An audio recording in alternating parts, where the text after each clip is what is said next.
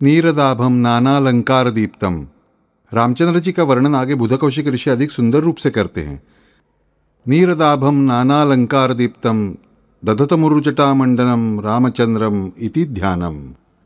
ध्यायेत, ध्यान कैसे करे, ध्यान करे, किसका करे, कैसे करे, ये बताते बताते वे अंतिम चरण पर आते हैं और कहते हैं कि नीरदाभम यानी जिनकी आभा, जिनकी दीप्ति ये उस मेघ में रहने वाले जल के जैसी होती है। नीर यानी बादल में रहने वाला जल, जिससे बादल बनता है वो पानी, उस बादल में रहने वाला पानी, यानी सावला वर्ण ही है। ये कितनी सुंदर तरीके से बताया। सिर्फ सावला कहकर रुकते नहीं बुध कौशिक ऋषि। तो नीरदाभम, इनका तेज कैसा है, तो पानी से भरे हुए बादल के जैसा। देखिए, जिस भूभाग में सूखा है, हम मुंबई वालों को इसका महत्व समझ में नहीं आता क्योंकि घर में टैप खोलने पर पानी मिल जाता है। लेकिन जहां नल खोलने पर पानी नहीं आता, अगर कुएं में पानी नहीं है तो कोसों दूर चलकर जाना पड़ता है, तब जाकर कहीं पीने का पानी मिलता है। लोगों को आकाश में मई महीने के अंत में, जून महीने में जब बादल छाने लगते हैं ना, तब उसका बहुत कौतूहल रहता है। हमें सब कुछ इजीली मिलता है, इसलिए हमें उसका महत्व नहीं है। हमें लगता है आसान है, हमारे अक्का ही तो है।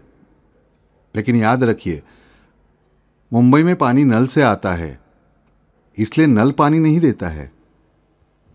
जैसे कि हम बच्चे से पूछते हैं आपके घर में दूध कौन देता है, तो दूध वाला देता है, या सेंटर से हम दूध लाते हैं। सेंटर या दूध वाला दूध नहीं देता, तो गाय देती है।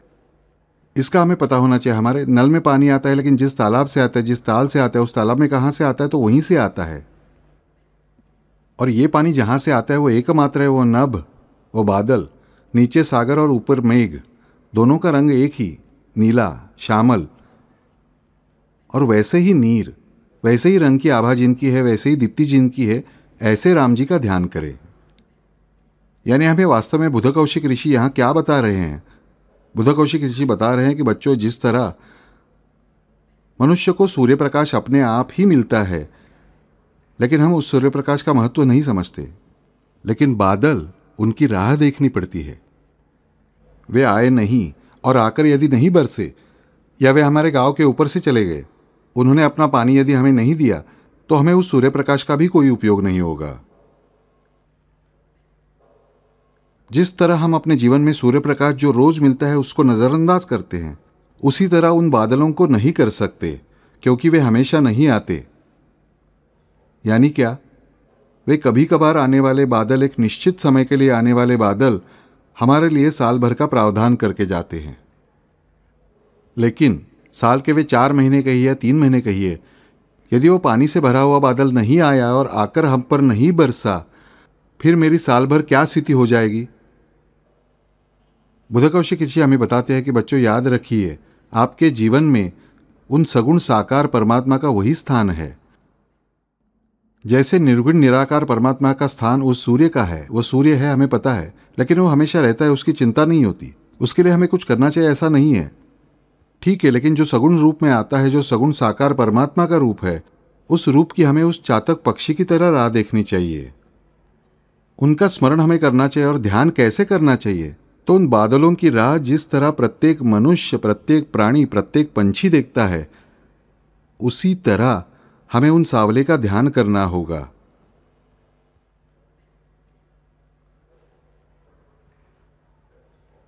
उन बादलों की ओर एकटक राह देख, हाथ माथे पर रखकर किसी भी तरह प्रत्येक किसान देखता है। और जिस पल पहली बूंदें गिरने लगती है, उसी पल संपूर्ण धरती माता जो है वो सजीव हो उठती है। हम देखते हैं ना, पहली बारिश आने पर जमीन वीरान दिखती है, वहां बड़ी बड़ी घास उग जाती है, अलग प्रकार के लताएं, पेड़ पौधे उगने लगते हैं। डामर के रास्ते पर हमें नहीं देखेंगे, जहां जमीन है वहां देखते हैं इसे उगते हुए। ये बीज रहता कहाँ है? वही जमीन में ही, लेकिन उगने के लिए उस पानी के गिरने की आवश्यकता होती है। और ये जो पानी है, ये पानी ही भगवत कृपा है। ये हमारे जीवन में भी बरसे ऐसा हमें लगता है, लेकिन उसके लिए ध्यान करना पड़ता है उस आकाश का, ये हम समझते नहीं। बुध कौशिक ऋषि समझाकर बताते हैं, बच्चों, राम जी का ध्यान कैसे करेंगे?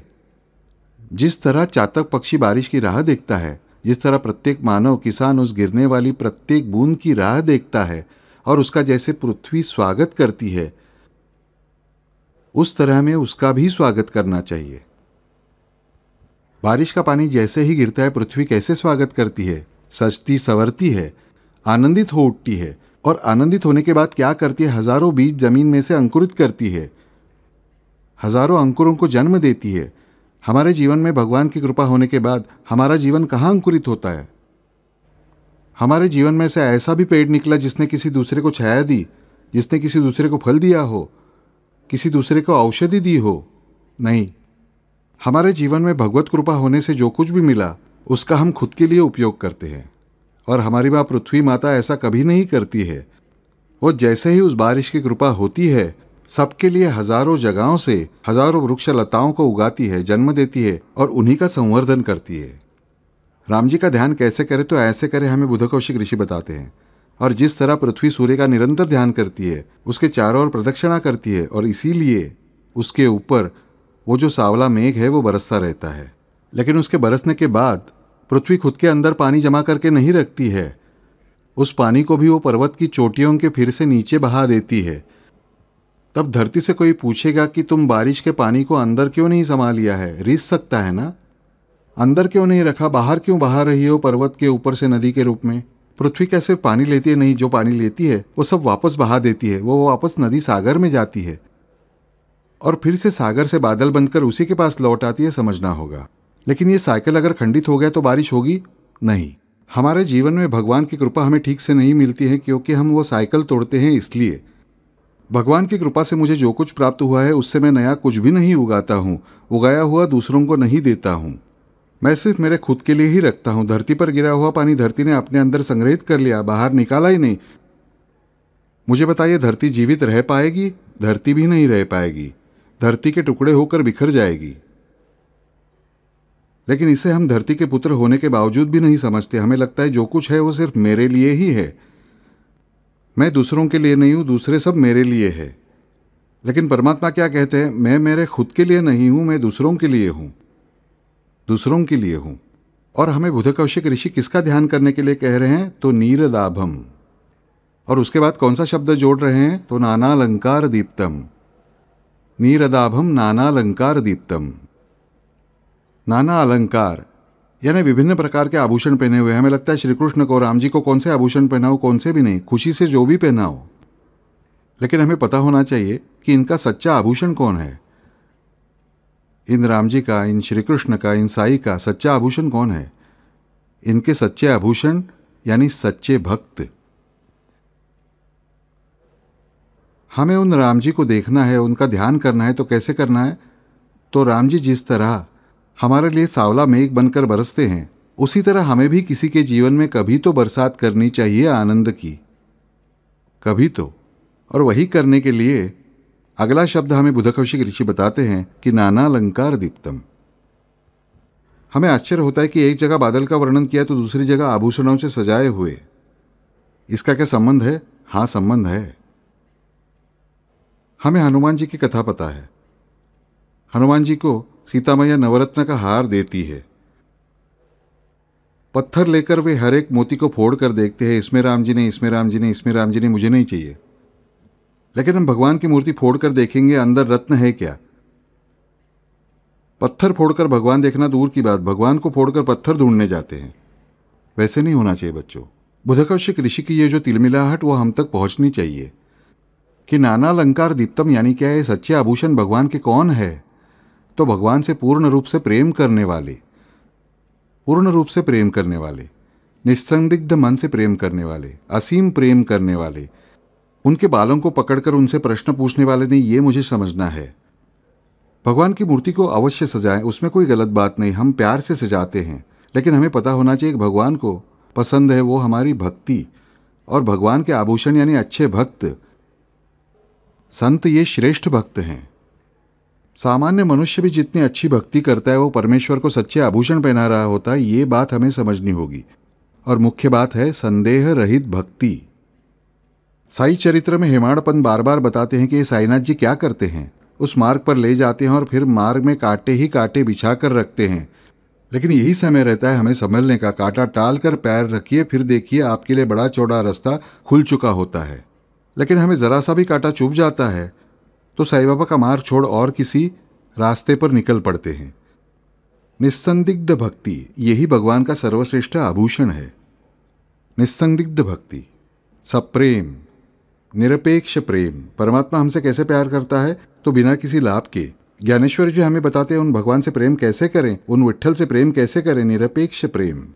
वे मुझे कुछ देते हैं इसलिए मैं प्रेम कर रहा हूं, या मुझे देने वाले हैं इसलिए प्रेम कर रहा हूं? नहीं, वे परमात्मा है इसलिए मैं उनसे प्यार करता हूं। ये मुझे समझना होगा।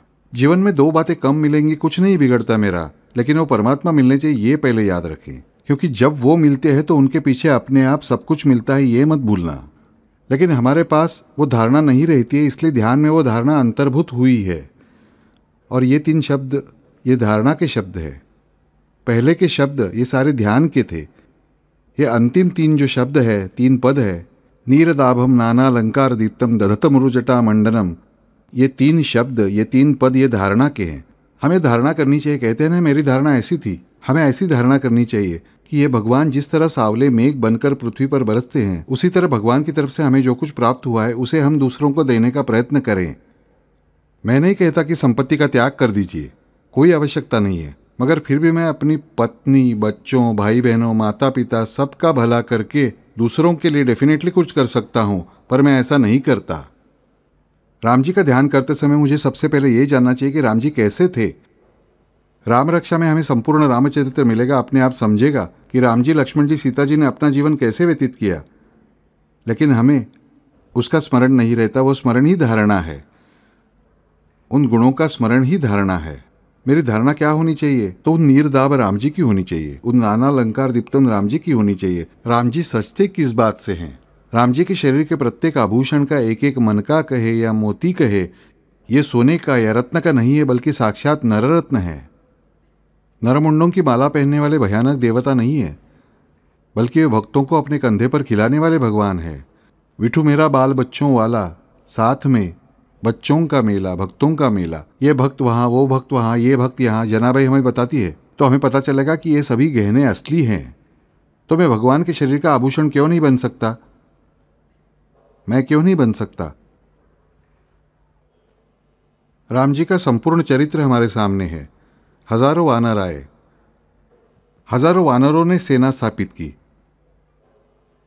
क्या वानरों ने राम जी से प्रश्न किया, आप तो भगवान हैं, फिर आपको हमारी आवश्यकता क्यों? आप हमारी सेना क्यों बना रहे हैं? नहीं, वहां एक ब्रिज बनाना था। सेतु बांधना ये तय होने के बाद, जैसे हम सुंदरकांड में पढ़ते हैं कि राम जी ने पहले समुद्र की पूजा की, उससे प्रार्थना की और उसे मार्ग देने को कहा, और बाद में जब वो मार्ग दे ही नहीं रहा था तब उन्होंने तीर उठाया। समुद्र पर, पंच महाभूतों पर अधिकार होने के बावजूद राम जी ने कोई मनमानी नहीं की। ये हमें जानना चाहिए। सुंदरकांड का पाठ कितने लोग करते हैं मुझे पता नहीं। मैंने बताया कि सुंदरकांड क्यों पढ़ना चाहिए। सुंदरकांड पढ़ते समय उसी समय हमारे ध्यान में आता है कि सीता जी को खोजने के लिए राम जी हनुमान जी को भेजते हैं। राम जी अंतर्ज्ञान से जगह पर बैठकर यहाँ सीता है क्या, ऐसे बोलते हुए आपने कभी देखा है क्या? मुझे बताइए। राम जी के संपूर्ण चरित्र में ऐसी बात कहीं घटित हुई है क्या? आप राम जी को मानते नहीं, वो बात अलग है, लेकिन अगर राम जी का चरित्र ऑफिशियली तुलसीदास जी और वाल्मीकि जी द्वारा लिखा हुआ मानते हैं तो राम जी ने कहीं पर भी ऐसा नहीं कहा है कि सीता जी फलाना फलाना स्थान पर गई है, मैं उन्हें तुरंत लेकर आता हूं। यदि हनुमान जी वहां से छलांग लगाकर आ सकते हैं तो हनुमान जी के स्वामी राम जी नहीं आ सकते? नहीं, लेकिन उन्होंने जो लिमिटेशन खुद के लिए तय की थी उसका उन्होंने हमेशा पालन किया। हनुमान जी स्पष्ट रूप से कहते हैं सीता जी से, सीता जी कहती है इतनी देर क्यों हुई? तो वह कहते हैं उन्हें पता नहीं था आप कहाँ हैं, वही ढूंढने के लिए मैं आया हूं। अब तुरंत जाता हूं और वानर सेना को लेकर राम जी के साथ वापस आता हूं और आपको छुड़वाता हूं। परमेश्वर के सगुण अवतार का चरित्र भी कितने स्पष्ट रूप से बताया गया है हमें जानना चाहिए कि माया मनुष्यम हरिम, यानी माया का स्वीकार करके मानवी रूप धारण करके पूर्णतः मनुष्यों जैसा व्यवहार करते हैं। वे साक्षात अवतार है, हमें जानना चाहिए। उन्होंने किसी भी प्रकार के चमत्कार नहीं किए, हमें स्पष्ट रूप से जानना चाहिए। ये नहीं जाना तो कोई फायदा नहीं रामचरित्र पढ़ने का। हमारे मन में प्रश्न क्यों नहीं आया कि राम जी को पता नहीं चला कि रावण भगा कर ले गया है? राम जी तुरंत क्यों नहीं दौड़े चले गए? राम जी को सही में जब रावण भगा कर ले जा रहा था उसी पल क्यों नहीं पता चला? अगर राम जी सही में भगवान माने जाते तो उनको उसी पल जानना चाहिए था कि मेरे पीछे रावण आया हुआ है और सीता जी को भगा कर ले जा रहा है। ये सवाल हमारे मन में नहीं आते, प्रश्न पूछे जाने चाहिए। ये संदेह नहीं भगवान के बारे में याद रखे, संदेह किया तो पाप है। कौतूहल और जिज्ञासावश प्रश्न पूछने चाहिए। और इसका उत्तर सुंदरकांड के पहले श्लोक में दिया गया है कि माया मनुष्यम हरिम, वे मर्यादा पुरुषोत्तम है प्रत्येक अवतार में। मानवी रूप धारण करके वे मानव की मर्यादाओं का पालन करते हैं और पालन करेंगे ही। तो क्या हमें उन मर्यादाओं का पालन नहीं करना चाहिए? यदि वे मानव की मर्यादाओं का पालन करते हैं तो हमें भी मानव की मर्यादाओं का पूर्णतः पालन करना चाहिए। और मानव की मर्यादा यानी क्या? तो नाना अलंकार दीप्तम। ये मानव की मर्यादा परमेश्वर के गले का आभूषण होना। हम कहते हैं ना, गिरगिट की दौड़ बाढ़ तक। अगर अच्छे अर्थ से लें तो मेरी दौड़ कहाँ तक होनी चाहिए? परमेश्वर के शरीर का आभूषण होने तक। वो मेरे जीवन का उद्देश्य होना चाहिए। मेरी ये धारणा होनी चाहिए कि मुझे आज नहीं तो कल एक दिन इन राम जी के गले का हार बनना ही है। राम जी के गले का तावीज़, हम कहते हैं ना कि मेरे गले का तावीज़ है, मुझे राम जी के गले का तावीज़ बनना है। मुझे सीता जी के हाथ की अंगूठी बननी है। मुझे हनुमान जी के पैरों का कड़ा बनना है। मुझे लक्ष्मण जी के भाते का बाण बनना है। नाना अलंकार दीप्तम, ये मानव की मर्यादा है। और इस मानव की मर्यादा पर ही मानव को धारणा करनी चाहिए कि हे भगवान, हे रामचंद्र जी, राम जी की फोटो मेरे सामने है और मन में ऐसा विचार आना चाहिए कि क्या मैं राम जी के शरीर पर के आभूषणों का एक कण भी बन पाऊंगा? और मुझे होना है, होना है नाना अलंकार दीप्तम। साई चरित्र में हम कथा पढ़ते हैं कि बाबा पहले गोनी पर बैठते थे, गोनी के एक टुकड़े पर बैठते थे, और उस गोनी पर धीरे धीरे लोगों ने गद्दा डालना शुरू कर दिया, फिर तकिया रखना शुरू कर दिया। हम बाबा की आरती का वर्णन देखते हैं। बाबा आरती नहीं करने देते थे, मुकुट को ऊपर ही पकड़ना पड़ता था, सेला ऊपर से ही डालना पड़ता था। यानी क्या? उन्हें कौन से आभूषण प्यारे थे, यह हमें समझना चाहिए। डॉक्टर पंडित की कथा हम पढ़ते हैं कि डॉक्टर पंडित आते हैं, दादा केलकर के साथ जाते हैं घर पे। बाबा कहते हैं जाओ जाओ इन दादा के यहाँ जाओ, और फिर दादा केलकर पूजा करने निकलते हैं। उनके साथ डॉक्टर पंडित हैं, पहली बार ही शिरडी आए हैं और बाबा के बारे में ज़्यादा कुछ सुना नहीं है। फिर दादा केलकर थाली लेकर आगे आते हैं। डॉक्टर पंडित झट से साई के माथे पर त्रिपुंड बनाते हैं। दादा केलकर चिंतित हो जाते हैं, घबरा जाते हैं, क्योंकि बाबा किसी को भी टीका लगाने नहीं देते थे। किसी को लगाना तो थोड़ा सा टीका पैरों पर लगाने की अनुमति थी, वो भी कुछ भक्तों को। और सिर्फ एक्सेप्शन थे मालसापति, जो बाबा के गले पर यथेच्छ चंदन लगाते थे।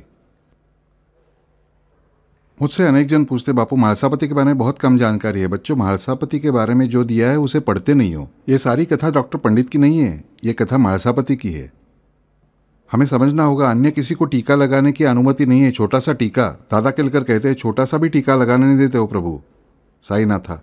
लेकिन इनके त्रिपुंड से प्रेम, केवल मालसापति गले पर चंदन लेपन करते हैं, वो चलता है। लेपन शब्द का उपयोग कैसे किया देखिए, मालसापति लेपते हैं, यानी उन्हें यथेच्छ चंदन लगाने की अनुमति है। पंडित को सिर्फ त्रिपुंड निकालने को मिला, यानी 3 रेखाएं। वही मालसापति यथेच्छ गले में चंदन लगाते हैं, लेपते हैं। इसका अर्थ क्या है? तो पंडित ने कहा मालसापति के मार्ग पर पहला कदम रखा, इसलिए उन्हें त्रिपुंड निकालने की अनुमति मिली, अन्य किसी को भी मिली नहीं। और मालसापति का मार्ग यानी कौन सा मार्ग? तो डॉक्टर पंडित के बारे में साईं बाबा बताते हैं कि उनके गुरु ब्राह्मण, वे भी ब्राह्मण, उनके गुरु भी ब्राह्मण, ये मेरे ही गुरु हैं। ऐसी दृढ़ श्रद्धा से उन्होंने मुझे त्रिपुंड निकाला, मेरा कोई भी बस नहीं चला, मैं हार गया उसके सामने। ऐसे वे साईनाथ जी और ऐसे वे मालसापति। यानी हमें ये जानना होगा कि ये सिर्फ पहला कदम था उनका। यानी मालसापति का मार्ग क्या होगा, ये हमें ठीक से समझना होगा कि मालसापति का मार्ग, आभूषणों की बात तो दूर है, चंदन का टीका तक साईनाथ किसी को लगाने नहीं देते, लेकिन एक व्यक्ति को अनुमति मिलती है, डॉक्टर पंडित को। डॉक्टर पंडित को सिर्फ त्रिपुंड लगाने को मिला, वो भी कब? जब उन्होंने निश्चय किया कि यही है वे, ये ब्राह्मण है या नॉन ब्राह्मण है, ये अमुक है या कोई और है, ये इनके अवतार है या उनके अवतार है, ये 60 साल के हैं या 50 साल के हैं, इनकी माता कौन है, इनके पिता कौन है, ये कौन से कपड़े पहनते हैं और क्या भिक्षा मांगते हैं, इन्होंने मुझे क्या दिया। पंडित को तब तक साईं बाबा ने कुछ भी नहीं दिया था, पंडित पहली बार ही गए थे।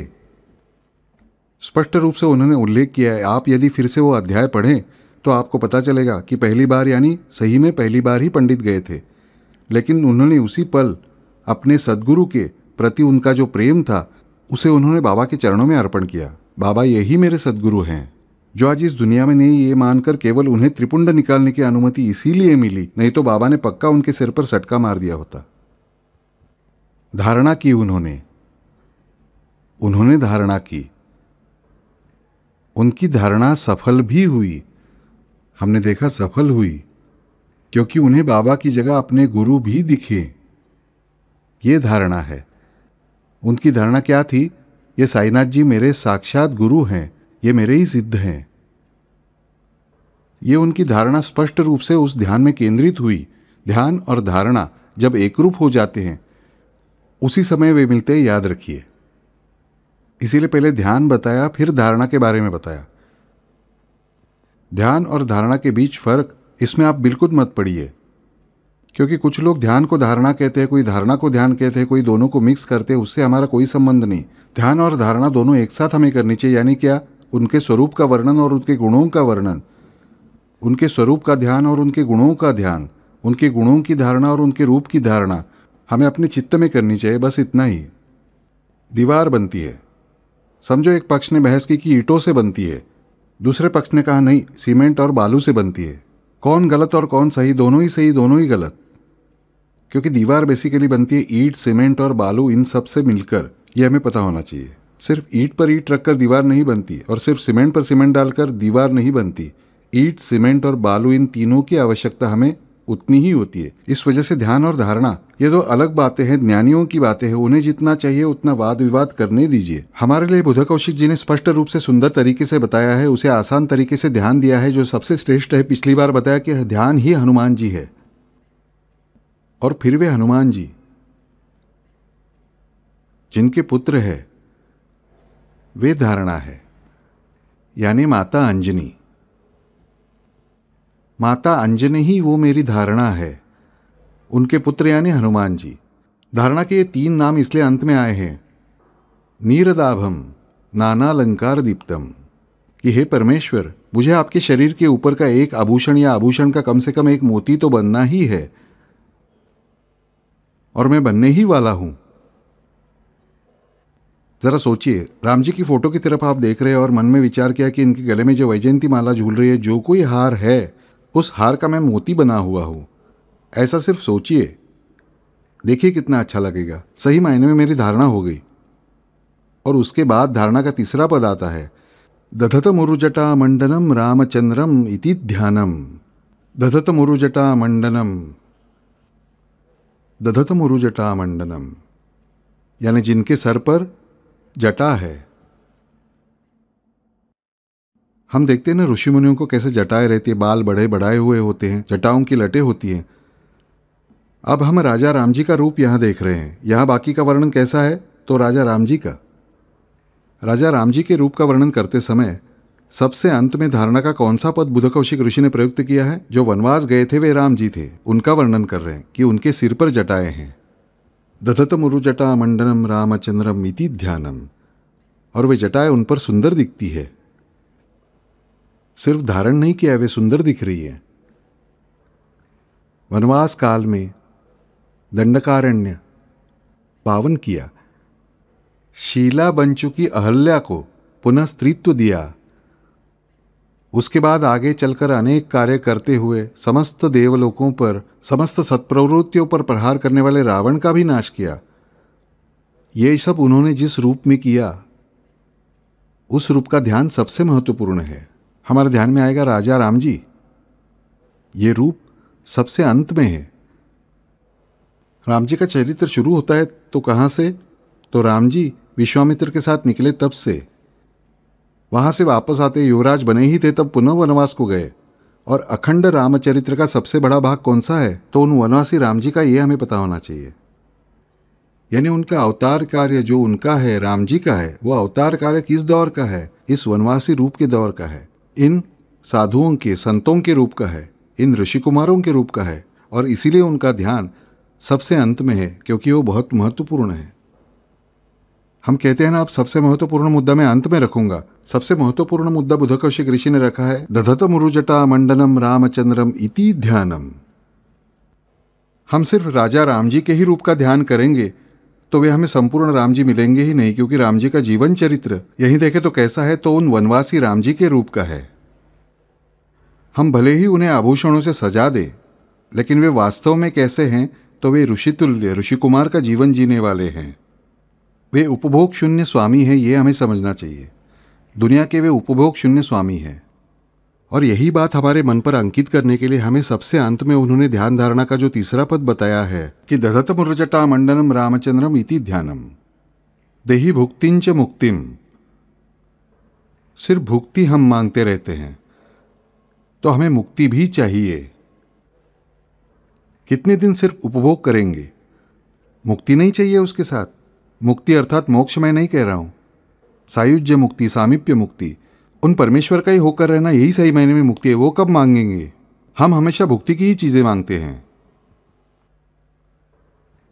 भुक्ति की चीजें मांगने में कोई गलत बात नहीं है, लेकिन देहि भुक्तिंच मुक्तिम, ये हमें समझना चाहिए। और ये जो दधत मुरुजटा मंडनम रूप है, यह परमेश्वर के अवतार कार्य का स्वरूप है। यह हमें जानना होगा कि राम जी का अवतार कार्य कौन से ड्रेस में घटित हुआ है, कौन से भेष में घटित हुआ है। तो दधत मुरुजटा मंडनम, पहले का सब इसमें नहीं है।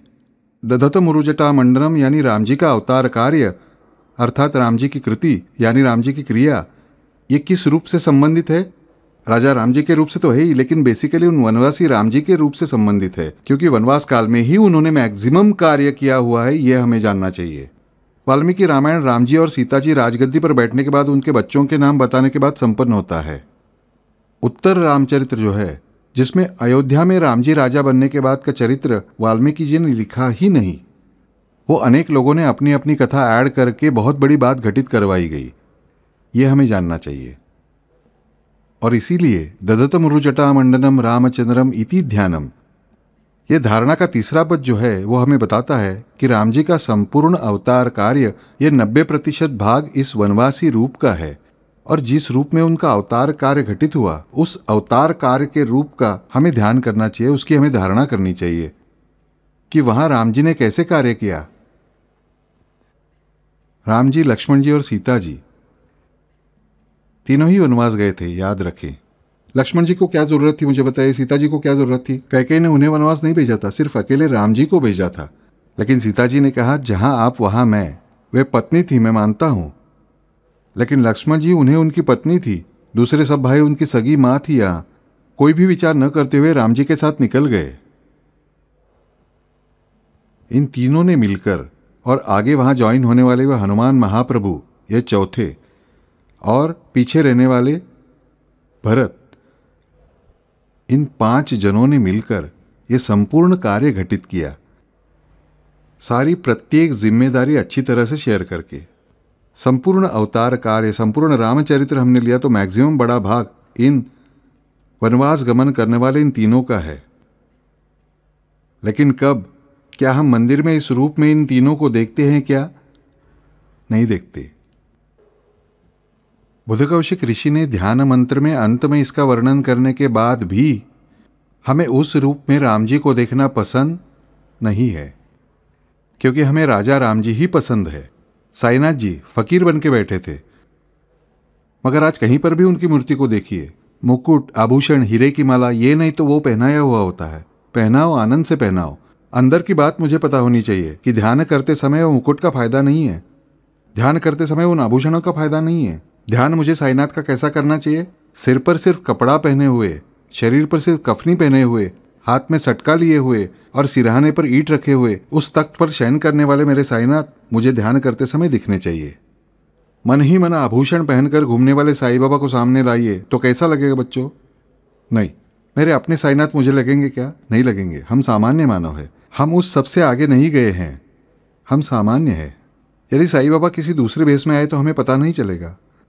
देव मामलेदार को पता नहीं चला, वो बहुत बड़े संत थे, और उसके बाद देव मामलेदार की प्रगति इतनी सुंदर हुई, मैं बताऊं, वे स्वयं सिद्ध पुरुष बन गए। इस एक घटना के बाद उन्होंने बहुत बड़ी प्रगति की, वे भी गुरुपद तक जा पहुंचे। ऐसे देव मामलेदार एक क्षण के लिए वंचित हो गए अवतरित रूप के कारण। हम तो सामान्य मानव है, हमें कैसे पता चलेगा किस भेष में साईं बाबा आए और हमसे मिलकर हमारा कुछ काम करके चले गए? नहीं पता चलेगा। लेकिन फिर ध्यान करते समय किसके ध्यान करना चाहिए? अब देखिए, साई चरित्र में साईं बाबा कहते हैं कि मैं कीड़ा चींटी आदि सभी रूप में विचरण करता हूँ, इसके उदाहरण भी मिलते हैं। एक महिला आती है, खापरड़े बाई, वे खाना खिलाती है एक सूअर और कुत्ते को, और बाबा डकार देकर कहते हैं आपने मुझे पेट भर खाना खिलाया। वो महिला अचंभित हो जाती है कि यार लोमड़ी, कुत्ते, चींटियाँ सभी बाबा ही हैं क्या? यह प्रश्न तो हमारे मन में भी आता है। परमात्मा का अंश सभी में होता है, पर क्या सब में हम साईं बाबा को देखेंगे? नहीं देख सकते हैं, इम्पॉसिबल। सामने से मनुष्य मेरा खून करने के लिए आ रहा है, उसमें भगवान को देखे, ये मुझे संभव नहीं। आपको संभव है तो मुझे पता नहीं। सामने से सांप चला आ रहा है काटने के लिए, वो मुझे दंश करने वाला है, करो दंश करो साईं बाबा, मुझे दंश करो। क्या ऐसी हमारी ताकत है? नहीं, हम सामान्य लोग हैं भाई। हमें एक सादा मच्छर भी काटता है तो हम 10 बार खुजाते रहते हैं। फिर वो सांप की बात तो बहुत दूर की है, मुझे बताइए। बराबर कुत्ते ने किसी दूसरे को काटा तो हम रास्ते के हर कुत्ते से डरने लगते हैं, यानी हम कुत्ते के मन में शंका उत्पन्न करते हैं, ऐसे छिप छिप कर जाते हैं, कुत्ता ठीक से हमारे पीछे ही लग जाता है। फिर हम कहते हैं कि हमारे ही पीछे कुत्ते लगते हैं, बाकी के लोगों के नहीं, क्योंकि जिसके मन में डर, चेहरे पर डर, उसके पीछे कुत्ता हमेशा लगता है, और हम उस कुत्ते से डरते डरते आगे जाते हैं।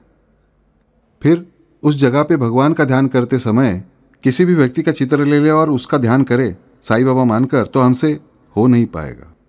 हमें साईनाथ जी का जो रूप पसंद है, उनका जो रूप सच्चा है, उसके ऊपर ही ध्यान धारणा करनी चाहिए, तभी वो हमें संभव है। गणपति कहे तो उसके सूंड होनी ही चाहिए। क्या हम बिना सूंड वाले गणपति को गणपति मानकर ध्यान कर सकेंगे? बताओ, नहीं कर सकेंगे।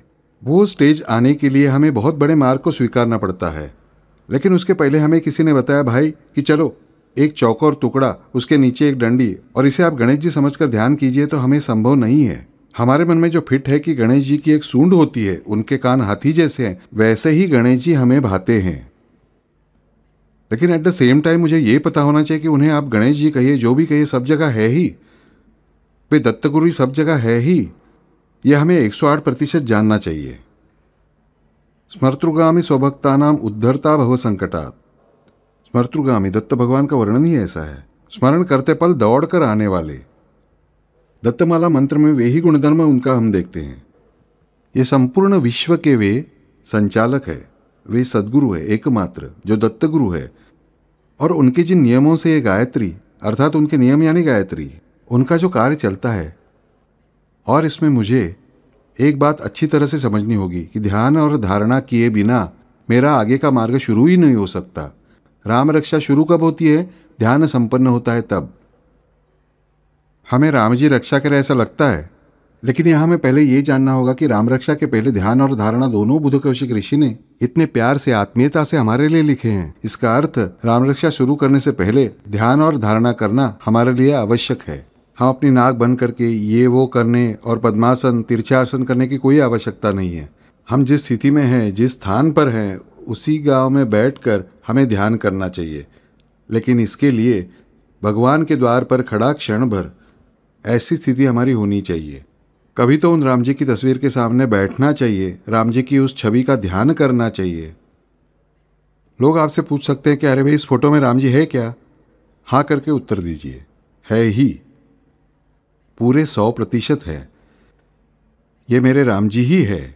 या भाई आपके अन्य कोई भगवान होंगे क्या मूर्ति में? है क्या? है ही, पूरे 108% है। ये भाव मेरे मन में जागरूक करने के लिए ही इस ध्यान मंत्र की योजना की गई है। और अंत के 3 पद, ये धारणा के पद, यानी अंजनी माता के पद, यानी हनुमान जी की माता के पद, ध्यान धारणा से उत्पन्न होता है और ध्यान से धारणा अधिक विकसित हो जाती है। इन हनुमान जी के जन्म के बाद ही अंजनी माता का विकास हुआ है। इस कारण धारणा पहले या ध्यान पहले, मुर्गी पहले या अंडा पहले, कोई भी पहले नहीं। जो कुछ भी संभव है उसे करते हुए आगे बढ़ें। ध्यान को धारणा कहने से भगवान क्रुद्ध नहीं होते, या धारणा को ध्यान कहने से भगवान क्रुद्ध नहीं होते। भगवान को भगवान न कहने पर भी भगवान क्रुद्ध नहीं होते। साई चरित्र की एक पंक्ति मुझे बहुत पसंद है, बहुत सुंदर पंक्ति है। अन्य भगवान सारे माइक, अन्य देवता सारे माइक, गुरु एकमात्र शाश्वत देवता। अन्य देवता सारे माइक, गुरु एकमात्र शाश्वत देवता। देखो चरणों में विश्वास रखकर, देखो चरणों में विश्वास रखकर बना देंगे असंभव को संभव। बहुत ही सुंदर पंक्ति है। मैं इंतजार करता रहता था कि कोई तो अपने परीक्षा के पेपर में यह पंक्ति लिखेगा सदगुरु के वर्णन में। हमें कभी भी नहीं ऐसा लगा कि यह पंक्ति लिखे, क्योंकि हमें उतना दृढ़ विश्वास ही नहीं है इस बारे में। इतनी सुंदर पंक्ति हेमाड़पंत जी से साईनाथ जी ने लिखवा ली थी, बहुत सुंदर, अत्यधिक सुंदर, जिससे हमें पता चलता है कि अनेक रूप होंगे, लेकिन शाश्वत रूप परमात्मा का कौन सा है? तो सद्गुरु दत्तात्रेय जी। दत्त अवधान दीजिए, वो जो रूप है वो शाश्वत स्वरूप है। अन्य देवता सारे माइक, गुरु एकमात्र शाश्वत देवता। देखो चरणों पर विश्वास रखकर बना दे असंभव को संभव। असंभव को संभव करने वाले वे सिर्फ एकमात्र है, लेकिन शाश्वत रूप कौन सा है? तो गुरु यही शाश्वत रूप है। और दधत मुरुजटा मंडनम, ये गुरु रूप है, यह हमें जानना होगा। दधत मुरुजटा मंडनम रामचंद्रम इति ध्यानम, ये गुरु रूप है। बापू ये गुरु रूप क्यों? जटाएं बढ़ाई इसलिए? सभी गुरुओं को जटा बढ़ाकर बैठना चाहिए। साईनाथ जी ने तो जटा नहीं बढ़ाई थी। गुरु को उनके बाह्य भेष के अर्थ में नहीं लेना है। तो गुरु तो यानी स्थिरता, गुरुत्व यानी आनंदमय शांति, गुरुत्व यानी पूर्ण सत्य, गुरुत्व यानी संपूर्ण प्रेम। नवरस जहां एक रूप हो जाते हैं और जिसमें बिभत्स रस, करुण रस, इनका रूपांतर भी आनंद रस में हो जाता है, ऐसा स्थान यानी गुरु रूप। ऐसा जिनका चरित्र है वे राम जी यानी वनवासी राम जी। वे सीता सहित भी है, लक्ष्मण सहित भी है, यानी सह कुटुंब सह परिवार भी है। वे भक्तों से मिल रहे हैं, मुनियों का कल्याण भी कर रहे हैं, अल्लाह का उद्धार भी कर रहे हैं, मनुष्य की तरह जीवन यापन भी कर रहे हैं, फल खा रहे हैं, मृगया कर रहे हैं, कुटिया में रह रहे हैं, अपने माता पिता की आज्ञा का पालन कर रहे हैं।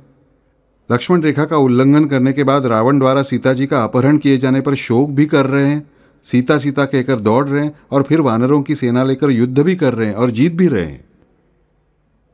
ये सब, इसमें सब कुछ आता है, सब कुछ आता है।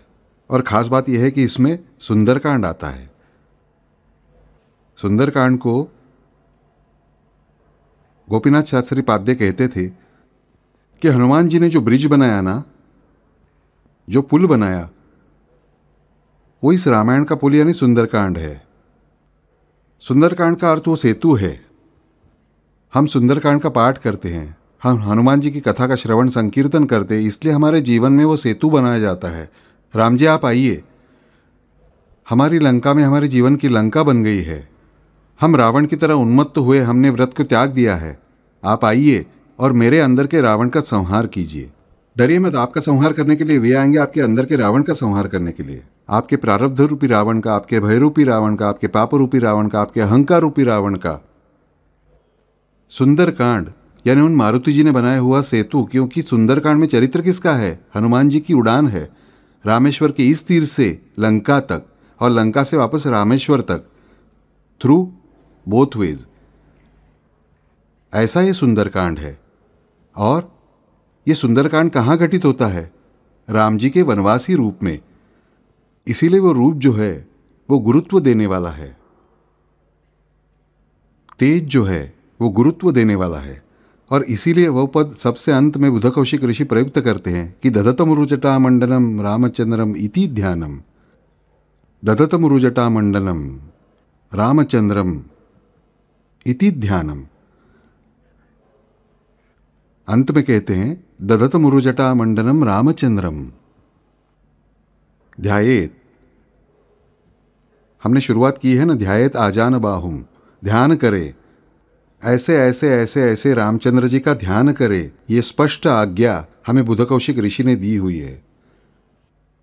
उन्होंने हमें विनती नहीं की है, याद रखें, उन्होंने हमें ऑर्डर दी है, आज्ञा दी है कि ऐसे रामचंद्र जी का ध्यान करें। इतने अधिकार से बताने वाले माता पिता के अलावा कौन होते हैं मुझे बताओ? ये बुध कौशिक ऋषि हमारी माँ है, हमारे पिता, ये हमें जानना होगा। वे हमें ऑर्डर करते हैं, ध्यायेत, इस तरह रामचंद्र जी का ध्यान करे। क्या करे और क्या न करे बताने के बजाय क्या करना है ये स्पष्ट रूप से वे आज्ञा देते हैं। ध्यायेत रामचंद्रम इति ध्यानम। ये जो ध्यान है, इस तरह रामचंद्र जी का ध्यान करना है। राम रक्षा हम हमेशा पढ़ते हैं, हमेशा पढ़ती रहनी चाहिए। सच में बताता हूँ, मन लगाकर पढ़िए। मेरे घर में हम सब बातें कर रहे थे, तभी मैं बता रहा था कि सुबह मेरी नींद खुल जाती थी राम रक्षा के स्वरों से। दोनों सुबह जागते ही ब्रह्म मुहूर्त से राम रक्षा का जाप करती थी, इसलिए राम रक्षा कान पर पढ़ पढ़ कर उठते समय भी बीच बीच में बापूराय उठ जाओ करके माई धीरे से उठाती थी, तब भी राम रक्षा कानों पर पड़ती थी। यानी जागने पर भी सबसे पहले राम रक्षा और सोते समय भी राम रक्षा ही कानों पर पड़ती थी। हम उनके जितना नहीं कर सकते, लेकिन जितना संभव है उतना तो कर सकते हैं। हमने राम रक्षा की जन्म की कथा सुनी तो मैं जानता हूँ कितनी श्रेष्ठ बात है। और सबसे मुख्यतः उनका जो ध्यान हमें समझा है वो ध्यान मंत्र आज पूरा हुआ है। अब तक सिर्फ ध्यान मंत्र पूरा हुआ है, याद रखें। और इसी तरह ध्यान करने के बाद ही राम जी रक्षा करने की शुरुआत करते हैं। ये हमें बुध कौशिक ऋषि ने दिखा दिया है। इति ध्यानम,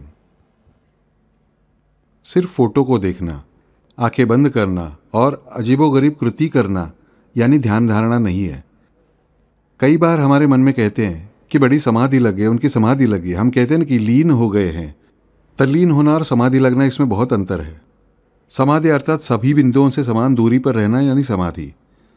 ये फिर मेरा वो पराया ये भेद नहीं रहता, ये सुख वो दुख ये भेद नहीं रहता, ये परमात्मा और ये दुरात्मा ये फर्क नहीं बचता, ये संत और ये पापी के बीच का भेद नहीं रहता। इसको समाधि कहते हैं।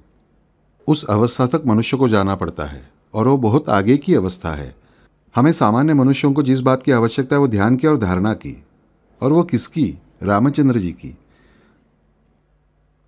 राजा रामम इति ध्यानम ऐसा नहीं कहा है, तो रामचंद्रम इति ध्यानम।